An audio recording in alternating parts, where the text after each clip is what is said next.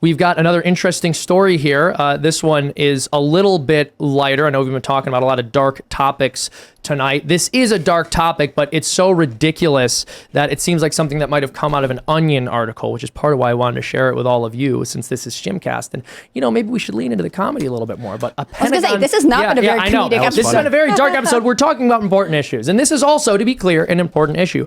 But a Pentagon typo has leaked to millions of sensitive messages being leaked to African nations. So basically, there is a typo that has resulted in literal millions of messages from the Defense Department, from the Pentagon, being leaked to Mali.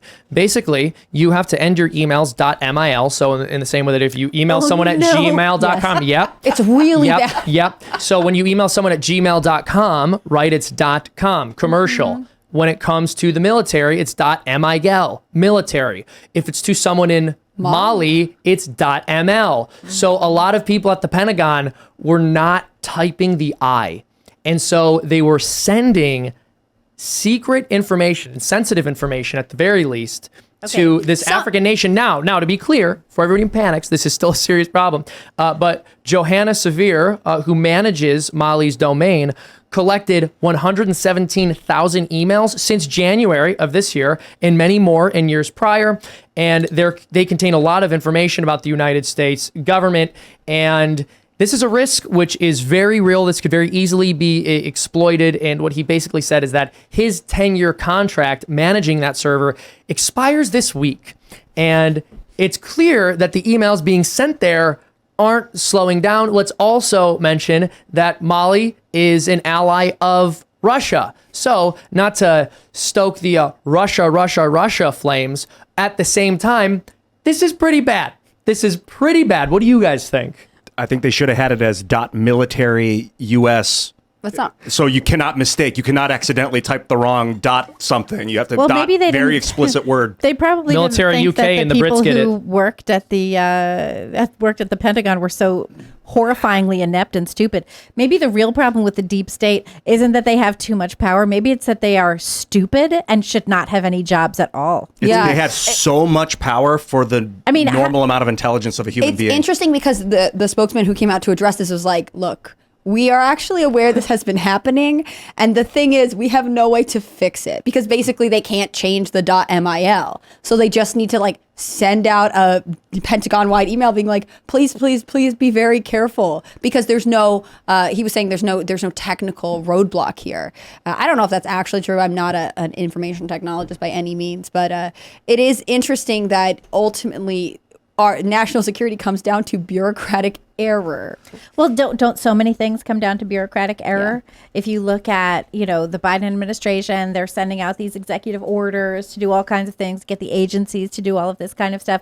And it is just bureaucracy. It's bureaucrats trying to figure out the best way to implement these things. Like, look at HHS, right? They're like, oh, okay, we're going to implement trans policy by forcing insurance companies to cover all of these different kind of surgeries. The agriculture department is like, we're going to stop paying for free lunches for school kids if schools don't allow boys to use girls' bathrooms. That's what we're going to do. So it's a massive amount of ineptitude and failure from these people who all went to nice state schools and now have jobs that they don't want to lose. And it turns out that they're idiots and fools.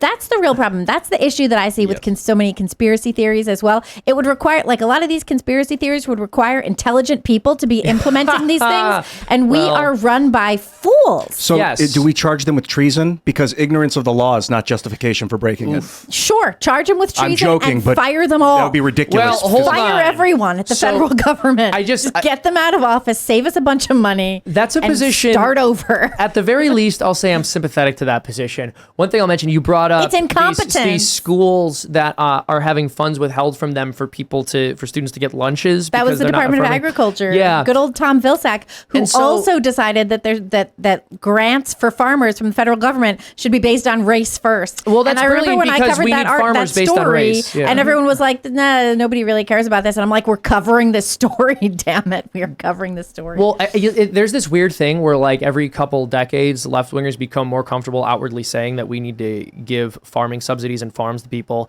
not based on whether they know how to farm, but whether they're politically favored. It's like they never heard of Mao. Exactly. You know what I mean? This is, You guys have tried the whole let's base who gets to be a farmer and whose advantage is a farmer on if we like you politically and not like whether you can farm, and treating all people who can farm well equally instead of having like racial or political preferences. Now, I also want to mention too, part of the irony here, which is the school lunches thing is probably the left's number one issue to grandstand on. And this is why it's always stupid. It's always short-sighted when conservatives say, you know what we need to do? We need to go after the schools that, and it doesn't happen all that often, but whenever it does, it gets a tremendous amount of press from the left smearing the right. Because of course, it's awful and it's terrible optics, but they'll say, look, these heartless conservatives don't want kids to get school lunches. But then when bureaucratic incompetence results in kids not getting school lunches, we can't lay that at the feet of the people who are comfortable with completely incompetent bureaucracies. Right. It makes me think of like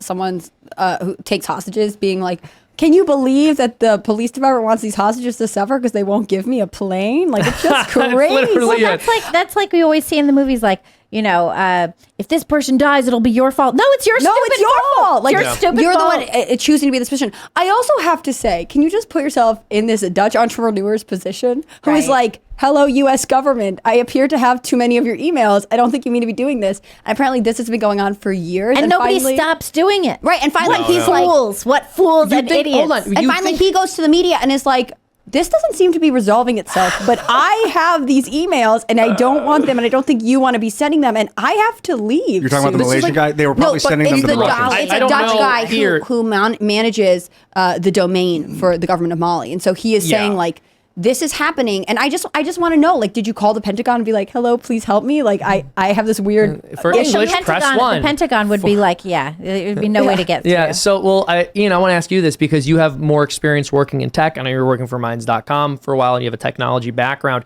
How difficult would it have been for the Pentagon over the course of the last 10 years to just kind of implement some kind of software into the computers that are being used there to set off a flag if someone tries to email a .ml email address instead of Yeah, you could have .mil? blocked it for sure. Yeah. I mean, why wasn't how difficult would something like that have been from a technological perspective? I don't think that would be.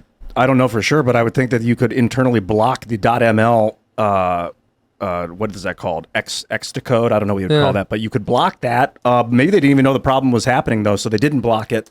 Of course, it sounds like he had been saying things, but yeah, maybe. I mean, and maybe this is one of those things that the people just never flagged or considered to be important enough to run up to the top. But it seems like a pretty massive vulnerability that there's a country that's. I'm wondering, is it? Probably one most of Dutch the people guy just is want to like- get off at 5 and go home. Yeah, and they don't this- really care. This Like- one Dutch guy is like, what are we doing? I They're don't like the understand. Pentagon's like, what's Molly gonna do? Let's go home. We're fine. We're going home for the evening. I'm not gonna fix this.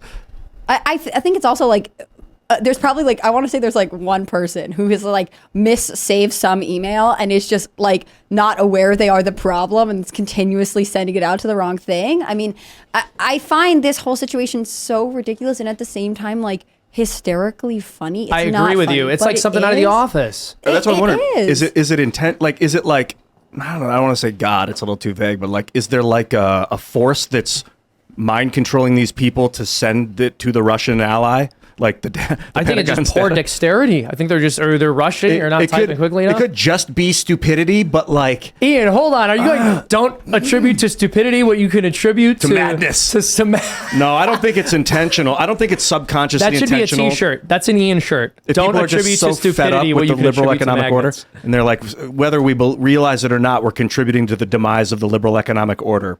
I don't know. I don't think that's really happening, but it's interesting when huge masses of people make the same mistake for a long period of time. It's also interesting how much more invested people are in being careful when they have a stake in something. So, for example, as someone who runs a business, as someone who's responsible for gaining their own income through the success of the operation that they've created and are building, like I'm pretty careful when I send an email to a new domain. I want to make sure I got it exactly right, especially if I'm sending information that I think could be, sensitive, like a pitch guide or like an FLA file or something that I wouldn't want people outside of our organization to have. But these people, I think a lot of them, they just don't feel like they have that much of a stake, so they're not paying as close of attention to what they're doing. And you should feel like you have a massive stake that's because you're true. working for the Pentagon. I think that's true with a lot of people who have jobs these days. Yeah, They exactly. don't feel like they have a stake. Like, have you seen this thing where, what is it, Gen Z? There's that whole quiet quitting thing. There's the take it easy Monday thing. Mm-hmm. There's the I'm not going to work as hard as I really could thing. There's like a lot of this going on.